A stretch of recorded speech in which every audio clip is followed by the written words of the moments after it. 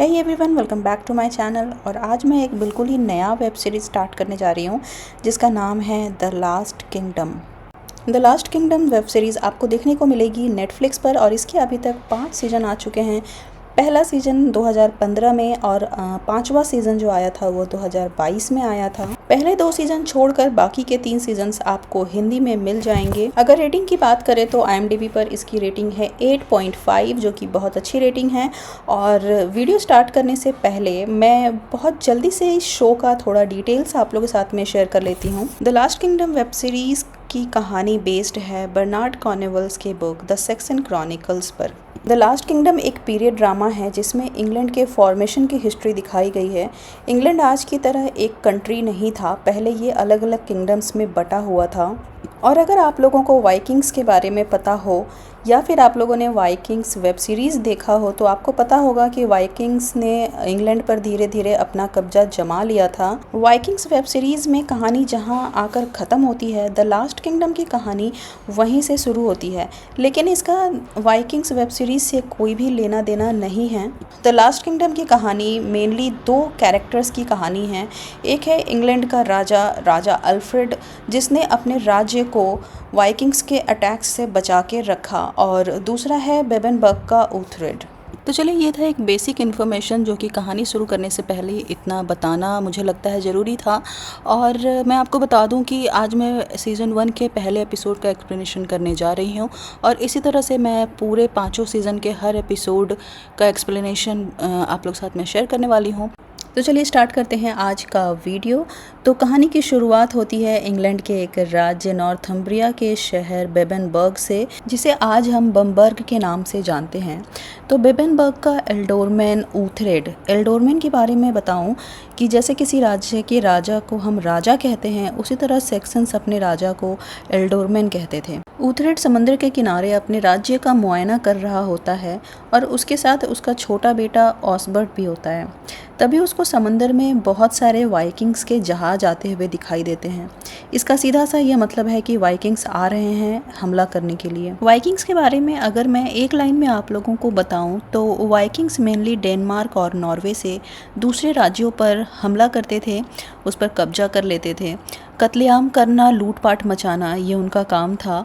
Vikings बहुत strong होते थे, इसलिए बाकी सभी राजा उनसे बहुत डरते थे। समुद्र में जहाज आता देख ऊथरेड अपने आदमी और अपने बेटे के साथ किले की तरफ जाता है। ये वाइकिंग डेनमार्क से यहाँ आ रहे हैं, इसलिए इन्हें डेंस कह के भी बुलाया जाता है। पूरे वेब सीरीज में इनके लिए डेंस वर्ड ही यूज़ किया गया है। डेंस की जहाज पर यह है अर्ल रैगनर। अर्ल कोई नाम नहीं बल्कि एक उपाधि है, इसका नाम है रैगनर। यह है रैगनर का बेटा यंग रैगनर। इस कैरेक्टर का नाम है क्याटन। युद्ध में आए सभी जहाज़ों का ये मालिक है। मैंने इसके बारे में क्यों आप लोगों को बताया, बहुत जल्दी आप जान जाओगे। ऊथरेड अपने किले में पहुंचता है और सभी लोगों को सावधान करता है, सुरक्षित जगह पे चले जाने को कहता है। उधर उसका दूसरा बड़ा बेटा जिसका नाम ऊथरेड है, उसे भी वाइकिंग्स के बारे में बताता है। यंग ऊथरेड अपने पिता को बोलता है कि मैं वाइकिंग्स को देखने समंदर किनारे जा रहा हूँ। पिता ऊथरेड उसे कहता है कि ठीक है, लेकिन तुम अटैक करने के बारे में बिल्कुल मत सोचना, छिप कर उन्हें देखना। इस कैरेक्टर का नाम है एल्फ्रिज, जो कि ऊथरेड का छोटा भाई है। ये भी इम्पॉर्टेंट कैरेक्टर है जो कि एपिसोड में आगे आपको पता चलेगा। दूसरी तरफ डेंस लगभग बेबेनबर्ग पहुंच चुके हैं। ये है अर्ल रैगनर के पिता रावण। ये आंखों से तो अंधे हैं लेकिन बहुत अनुभवी हैं। पानी को टेस्ट करके ये बता सकते हैं कि ज़मीन और कितने दूर है। अर्ल रैगनर की नज़र पेड़ों की तरफ जाती है जहाँ कुछ सेक्शंस बच्चे पेड़ के पीछे से छिपकर उन्हें देख रहे थे। अर्ल रैगनर और बाकी उसके साथी उनका मजाक उड़ाते हैं। वो अपनी पैंट उतारकर उन्हें चिढ़ाते हैं और ये बात ऊथरेड को बिल्कुल नहीं अच्छी लगती है। वो बाहर सामने आ जाता है और उन पर चिल्लाने लगता है। यह है फादर बेओका, जो ऊथरेड के प्रीस्ट है। पहले के राजा अपने दरबार में एक प्रीस्ट अपॉइंट करते थे जो उन्हें राजनीतिक और धार्मिक एडवाइजेस दिया करते थे। मैं आपको इस वेब सीरीज़ के जितने भी इम्पॉर्टेंट कैरेक्टर है उसका इंट्रोडक्शन और थोड़ा डिटेल्स कहानी के साथ साथ ही बताती चलूँगी। फादर बेओका ऑसबर्ट को बताते हैं कि वो एक पत्र लिख रहे हैं किंग एला को। किंग एला ने ऊथरेड से सैन्य सहायता के लिए पूछा था, जिसका जवाब वो पत्र के द्वारा दे रहे हैं। एक्चुअली वाइकिंग्स से लड़ने के लिए अलग अलग किंगडम के राजा मिलकर उन पर अटैक करना चाहते हैं। ये सब चीज़ें आपको आगे एपिसोड में क्लियर हो जाएगी। ऑसबर्ट फादर से कहता है कि पत्र लिखने की क्या ज़रूरत है, हमारा दूत भी तो जाकर डायरेक्टली सारी बातें राजा से कह सकता है। लेकिन यहाँ पर पढ़ाई का इम्पोर्टेंस बताते हुए फादर ऑसबर्ट से कहते हैं कि अगर मैं पत्र में कोई भी बात लिखूं तो वो वैसी की वैसी राजा तक पहुंचेगी, लेकिन एक दूत बातों को भूल सकता है, बातों को गलत तरीके से भी प्रेजेंट कर सकता है। इससे दो राजाओं के बीच में संबंध खराब हो सकते हैं। फादर बेवका चाहते हैं कि ऑसबर्ट पढ़ाई लिखाई सीख ले, लेकिन ऑसबर्ट का पढ़ाई लिखाई में ज़्यादा मन नहीं लगता है। अगले दिन सुबह ऊथरेड अपने किले के पास कुछ डेंस को आते हुए देखता है। 4-5 डेंस घोड़े पर सवार होकर उसके किले की तरफ बढ़ रहे होते हैं। उसका भाई और बाकी परिवार के लोग भी वहाँ खड़े हो जाते हैं। वो नोटिस करते हैं कि उस डेंस के पास में उसके बेटे ऊथरेड का घोड़ा है और उस पर काफ़ी खून लगा हुआ है। ये देखकर पहले उन्हें कुछ अंदेशा हो जाता है। उसके बाद अल रैग्नर अपने हाथ में ऊथरेड का कटा हुआ सर दिखाता है, जो कि बहुत ही पेनफुल मोमेंट था। ऑसबर्ट रोना स्टार्ट कर देता है। ऊथरेड के सर को अल रैग्नर वहीं पर फेंक कर वहाँ से चला जाता है।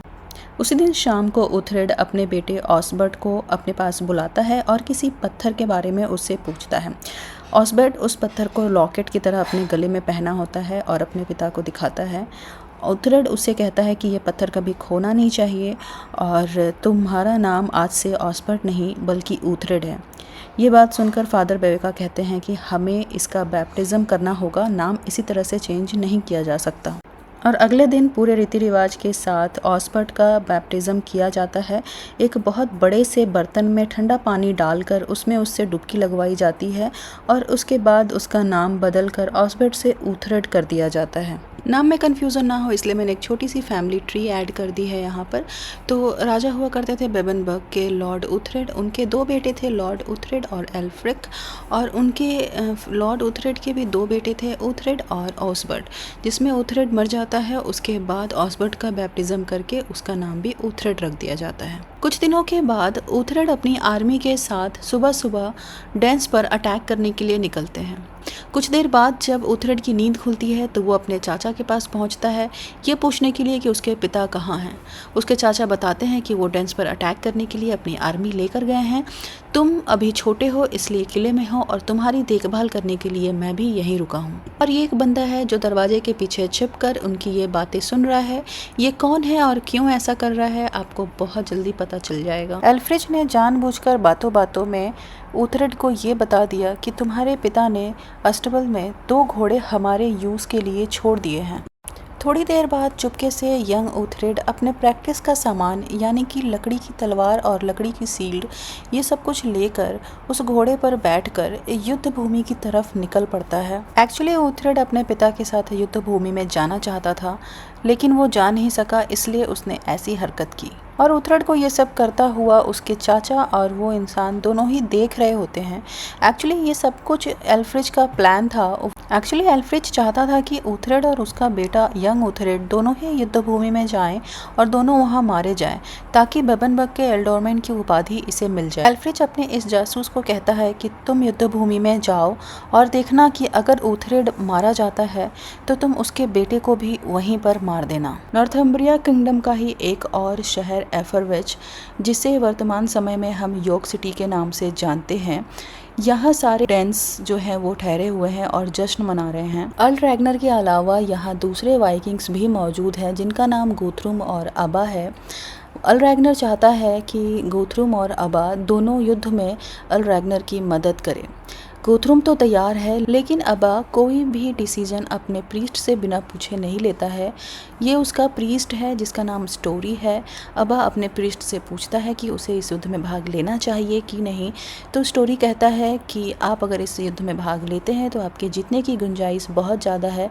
इस बात पर अबा खुश हो जाता है और अल रैग्नर की मदद करने के लिए तैयार हो जाता है। ऊथरेड अपनी आर्मी के साथ एफरविच पहुंच चुका है। ऊथरेड के अलावा किंग एला और किंग ऑसबर्ट भी वहाँ मौजूद है। वो भी अपनी आर्मी के साथ यहाँ पहुँचे हैं और तीनों मिलकर वाइकिंग्स पर अटैक करने वाले हैं। आपको याद होगा कि फादर बेओका ने किंग एला को पत्र लिखकर आर्मी की मदद करने की हामी भरी थी। तीनों मिलकर यहाँ युद्ध की रणनीति तय कर रहे हैं। किंग ऑसबर्ट कहते हैं कि पहले किंग एला और ऊथरेड को अपनी आर्मी के साथ पहले जाना चाहिए और मैं यहाँ पर छिपा रहूँगा। जैसे ही वाइकिंग्स पर तुम लोगों ने कंट्रोल पाया, मैं पीछे से अटैक करूँगा और हम लोग तीनों मिलकर वाइकिंग्स को हरा देंगे। वाइकिंग्स की सेना में गुथरुम और अबा को हम देखते हैं, दोनों युद्ध के लिए बिल्कुल तैयार खड़े हैं। प्लान के अकॉर्डिंग ऊथरेड और किंग एला अटैक करने के लिए आगे बढ़ते हैं। फादर बेओका भी वहाँ मौजूद हैं। पहले की लड़ाइयों में प्रीस्ट भी उनके साथ जाया करते थे, लड़ते नहीं थे बट वहाँ मौजूद होते थे। वाइकिंग्स की सेना युद्ध के लिए तैयार है। वो अपने शील्ड से एक तरह का वॉल क्रिएट करते हैं। पहले तो ये वॉल देखकर एला और ऊथरेड दोनों ही डर जाते हैं, लेकिन फिर अगले ही पल ये युद्ध के लिए तैयार होते हैं और अटैक करते हैं। वाइकिंग्स की तरफ से गुथरुम और अबा युद्ध भूमि में हमें दिखाई देते हैं। डेंस और सेक्संस के बीच घमासान युद्ध शुरू हो जाता है। ऊथरेड और किंग एला अपनी पूरी जोर लगा देते हैं और वहीं दूसरी ओर ऊथरेड का बेटा यंग ऊथरेड भी एफाविज पहुंच जाता है। फादर बेओका और किंग ऑसबर्ट जो कि दूर से खड़े होकर युद्ध देख रहे होते हैं, उन्हें लगता है कि वो अब जीत की कगार पर हैं, इसलिए किंग ऑसबर्ट अपने आर्मी के साथ युद्ध भूमि में कूद जाता है और यही उनसे सबसे बड़ी गलती हो जाती है। ऊथरेड जब किंग ऑसबर्ट को आता हुआ देखता है तो वो उन्हें रोकने की कोशिश करता है, लेकिन तब तक बहुत देर हो चुकी थी।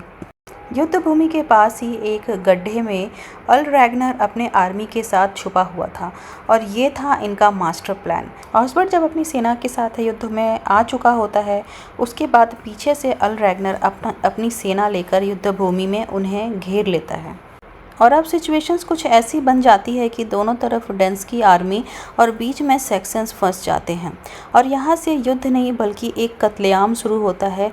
वाइकिंग्स सभी को पकड़कर उन्हें मार रहे थे। फादर बेओका ईश्वर से प्रार्थना कर रहे हैं कि किसी भी तरह बस उन सब की जान बच जाए और वाइकिंग्स की खुशी का कोई ठिकाना नहीं था। दूसरी तरफ यंग ऊथरेड भी वहाँ पहुँच चुका था और उसने अपनी आंखों से ये बुरा नज़ारा देखा।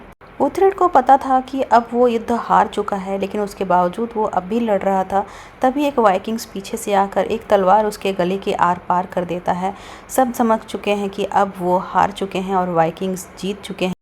यंग ऊथरेड ने अपने पिता की ऐसी बुरी मौत अपनी आंखों से देखा था और वो इस सब चीज़ों को बर्दाश्त नहीं कर पाया और अपनी लकड़ी की तलवार लेकर वो अल रैग्नर के पास पहुंचकर उस पर अटैक करता है। अल रैग्नर उसे मारता नहीं है बल्कि धक्का देकर उसे साइड कर देता है। ऊथरेड बार बार उसके पास जाता है और अपनी तलवार से मारने की कोशिश करता है। अंत में वो गुस्से में उसे धक्का देकर साइड में गिरा देता है और फिर उसके पास आता है और जाने उसके मन में क्या आता है कि वो उसे लेकर अपने घर आ जाता है। डेंस के इस ठिकाने पर बहुत ही अजीब सा नज़ारा होता है। डेंस तो यहाँ बहुत एंजॉय कर रहे होते हैं, लेकिन वहाँ सेक्शंस को अलग अलग जगहों पर बंदी बनाकर रखा गया है। कहीं किसी को मारा जा रहा है, कहीं किसी के साथ अत्याचार किया जा रहा है। रैग्नर ऊथरेड को लाकर अपने पिता रावण के पास बैठा देता है। डेंस अपनी जीत की खुशी मना रहे हैं। वहीं एक छोटी सी सेक्शन लड़की है जिसको ये लोग बंदी बनाकर लाए हैं, लेकिन उसे मारते नहीं हैं बल्कि गुलाम बनाकर रखते हैं। यह है किंग ऑसबर्ट, इसको भी बंदी बनाकर यहाँ रखा गया है। उस पर बहुत अत्याचार होता है और अंत में उसे मार दिया जाता है। ऊथरेड उस लड़की के पास आता है। दोनों बंदी हैं और दोनों ही डरे हुए हैं, इसलिए एक दूसरे को सहारा देते हैं। अगले दिन सुबह ऊथरेड की बॉडी को बहुत ही बुरी तरह से एक बांस से लटकाया गया है और ये सब कुछ उसका बेटा ऊथरेड अपनी आंखों से देखता है। ये बहुत पेनफुल मोमेंट था, लेकिन ऊथरेड ने इन सब चीज़ों को अपनी लाइफ में एक्सेप्ट कर लिया है। कुछ समय बीत जाता है। ऊथरेड रैग्नर के घर एक गुलाम की तरह उसके परिवार के साथ ही रहता है, लेकिन वो लोग उसके साथ बुरा व्यवहार नहीं करते हैं। अपना काम ख़त्म कर लेने के बाद वो रैग्नर की बेटी के साथ खेलता भी है, लेकिन रैग्नर को ये बात अच्छी नहीं लगती है। वो अपनी बीवी से कहता है कि मुझे नहीं पसंद कि एक गुलाम के साथ मेरी बेटी खेले, लेकिन उसकी बीवी समझाती है कि वो लोग बस बच्चे हैं। एक दिन तीनों बच्चे खेल रहे होते हैं। तीनों बच्चे यानी ऊथरेड, वो गुलाम लड़की ब्रीडा और रैग्नर की बेटी थीरा, ये लोग तीनों जंगल में खेल रहे होते हैं। तभी वहाँ एक लड़का पहुँचता है जिसका नाम स्वेन है। स्वेन उसी जहाज़ के मालिक क्याटन का बेटा है और ये स्वभाव से बदमाश है। इसे देखकर ऊथरेड और ब्रीडा दोनों भाग जाते हैं, लेकिन थीरा को वो घेर लेता है और उसे परेशान करने लगता है। थीरा उसे बचने की कोशिश करती है लेकिन वहाँ से भाग नहीं पाती है। वो उसके कपड़े फाड़ देता है और उसे हाफ नेकेड कर देता है। उसके बाद वो चीखती चिल्लाती है। उसके चिल्लाने की आवाज़ सुनकर ऊथरेड भागता हुआ वहाँ आता है और स्वेन को मारकर वहाँ गिरा देता है। घर पर ऊथरेड से पूछताछ की जाती है कि उसने क्याटन के बेटे के साथ मार पिटाई क्यों की, तो वो असली कारण नहीं बताता और बातों को घुमाता रहता है। थीरा चुपचाप रहती है, वो डर से किसी को नहीं बताती है। परिवार के सभी लोग घूम फिर कर उससे क्वेश्चन करते हैं, लेकिन ऊथरेड किसी को भी सही रीज़न नहीं बताता है। गुस्से में अल-रैग्नर उसे पीटता है और उसका खाना छीन लेता है। तो फाइनली थीरा अपना मुंह खोलती है और सच्चाई बताती है। अल-रैग्नर अपने कुछ आदमियों को साथ लेकर तुरंत क्याटन के घर पहुंचता है। क्याटन को सब कुछ पहले से पता होता है। वो अल-रैग्नर से अपने बेटे के लिए माफ़ी मांगता है, उसका गुस्सा शांत करने की कोशिश करता है, लेकिन अल-रैग्नर मानने को तैयार नहीं था। वो उसे कहता है कि तुम अपने बेटे को सामने लाओ। फाइनली हार मानकर क्याटन अपने बेटे को घर से बाहर निकालता है और उसे रैग्नर से माफ़ी मांगने के लिए कहता है। क्याटन का बेटा रैग्नर से माफ़ी मांगता है, लेकिन रैग्नर बहुत गुस्से में है। वो कहता है तुम्हारी इतनी हिम्मत कैसे हुई कि तुमने रैग्नर की बेटी के कपड़े फाड़े और उसे नेकेड कर दिया। क्याटन का बेटा स्वेन कहता है मैंने उसे नेकेड नहीं बल्कि हाफ नेकेड किया था, और इस बात पर रैग्नर कहता है कि अगर तुमने हाफ नेकेड किया था तो मैं बस तुम्हारी एक आंख फोड़ूंगा, और वो तलवार चलाकर उसकी एक आंख फोड़ देता है और ऊथरेड को अपने घोड़े पर बैठाकर वहां से चला जाता है। हम क्याटन की आंखों में गुस्सा साफ दिख पाते हैं। क्याटन बदले की आग में झुलस रहा था। वो पहुंचता है एल्फ्रिज यानी ऊथरेड के चाचा के पास। उससे कहता है कि मैं तुम्हारे लिए एक न्यूज़ लेकर आया हूं, लेकिन इसके बदले तुम्हें भी मेरी मदद करनी पड़ेगी। वो बताता है कि तुम्हारा गद्दी का असली हकदार ऊथरेड अभी जिंदा है और अल-रैग्नर के यहाँ गुलाम की तरह रह रहा है। ये बात फादर बेओका भी सुनते हैं। एल्फ्रिज तय करता है कि वो अल-रैग्नर से ऊथरेड को वापस खरीद लेगा और फिर उसे मार डालेगा।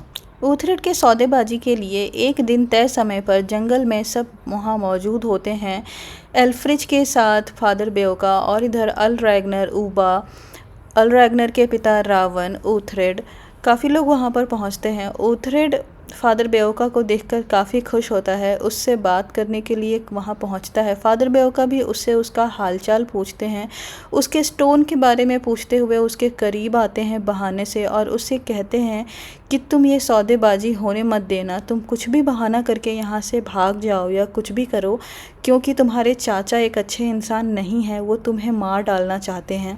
ये बात पता चलने पर ऊथरेड काफ़ी डर जाता है। अल-रैग्नर वहाँ पहुँचता है और उसे खींचकर ले जाता है।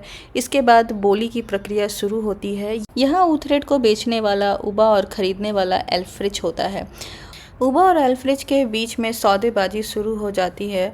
जो प्राइस ऊबा मांग रहा होता है उतना प्राइस देने के लिए एल्फ्रिज तैयार नहीं होता है। वो बार्गेनिंग करने की कोशिश कर रहा होता है कि तभी अचानक अल-रैग्नर बीच में पड़कर अपनी एक प्राइस बताता है और कहता है कि ऊथरेड मेरा है, मैंने उसे खरीद लिया। एल्फ्रिज डर से कुछ बोल नहीं पाता है।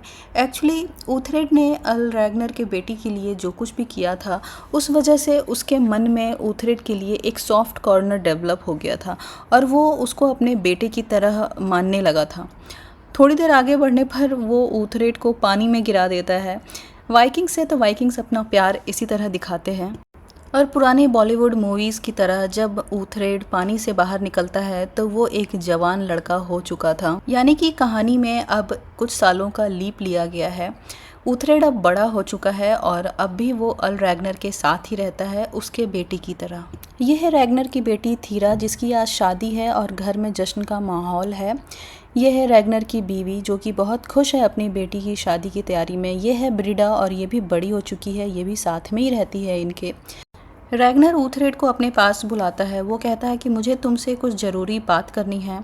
वो ऊथरेड को कहता है कि आज थीरा की शादी है और अगर मैं गलत नहीं समझ रहा हूँ तो तुम्हारे और ब्रीडा के बीच में कुछ चल रहा है, और अगर तुम ब्रीडा को पसंद करते हो तो तुम उससे बात करो। अगर वो शादी के लिए तैयार है तो तुम लोग दोनों शादी कर लो।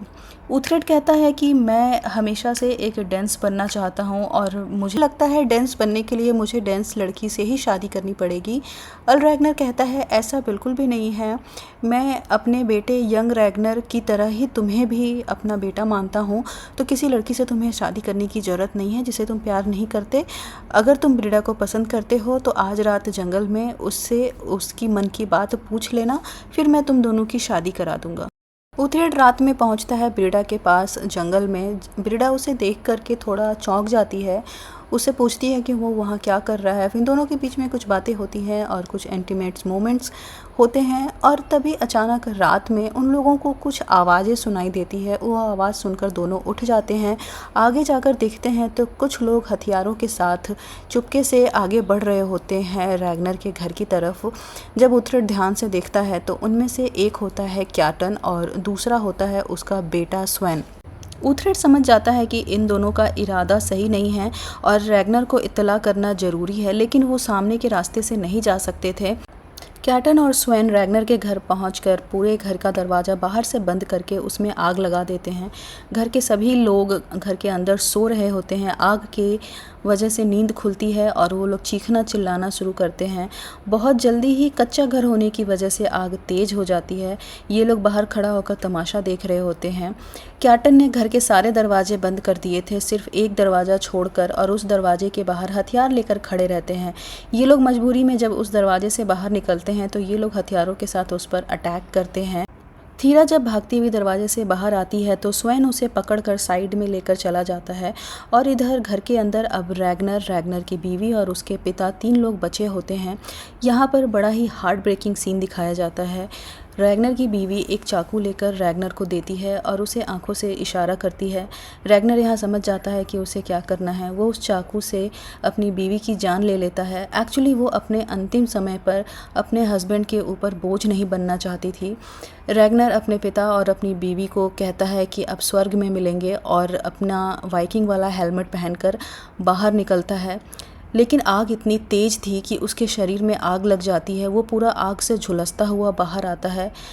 थीरा भी ये सब कुछ अपनी आंखों से देख रही थी, लेकिन वो आग में लिपटा हुआ भी काफ़ी लोगों से लड़ता है और काफ़ी लोगों को मारकर गिरा देता है। थोड़ी देर बाद उथरेड भी भागता हुआ वहाँ पहुँचता है। वहाँ का नज़ारा देखकर वो समझ जाता है कि वो काफ़ी लेट हो चुका है। अपने पिता रैग्नर को इस तरह से आग में जलता हुआ देख वो काफ़ी बौखला जाता है। ब्रीडा उसे रोकती है, वो अभी आग में कूदना चाह रहा था।